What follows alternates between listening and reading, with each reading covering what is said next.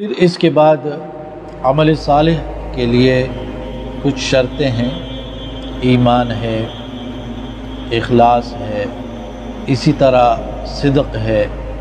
اچھا، صدق اور اخلاص میں تھوڑا سا فرق وہ ذہن میں رکھیں۔ اخلاص یہ ہے افراد المعبود بالعبادہ، آپ صرف ایک اللہ کی عبادت کرتے ہو، یہ اخلاص۔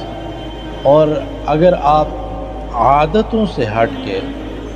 عبادت کر رہے ہو اللہ تعالیٰ کی، یعنی آپ عادت اور عبادت کے اندر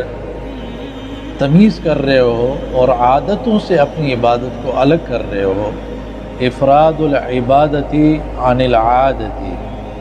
عبادت کو عادت سے الگ کرنا، جدا کرنا، تو یہ پھر صدق بن جاتا ہے۔ اسی طرح ثواب کی نیت رکھے انسان عمل میں، نبی صلی اللہ علیہ وسلم کی اتباع کرے اور عمل اس طرح کرے کہ اللہ تعالیٰ کو دیکھ رہے ہو، یا کم سے کم یہ خیال تو ضرور ہو کہ اللہ تعالیٰ مجھے دیکھ رہا ہے۔ بندوں کے حقوق آپ ادا کر رہے ہو، کیونکہ بہت سے لوگ نیک اعمال لے کے آئیں گے لیکن انہوں نے کسی کو گالی دی ہوگی، کسی کا حق کھایا ہوگا، کسی کو نا حق مارا ہوگا، تو ان کی نیکیاں اس شخص کی لے لی جائے گی اور پھر لوگوں کی گناہ جو ہے اس پر لا دیے جائیں گے اگر اس کی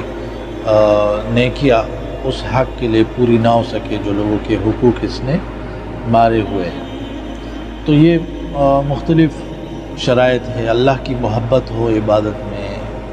اللہ سے امید ہو، اللہ کا خوف ہو، اللہ کے سامنے انتہائی عاجزی ہو، اور ساتھ میں یہ بھی ہے کہ اکل حلال ہو، حلال کمائی ہو،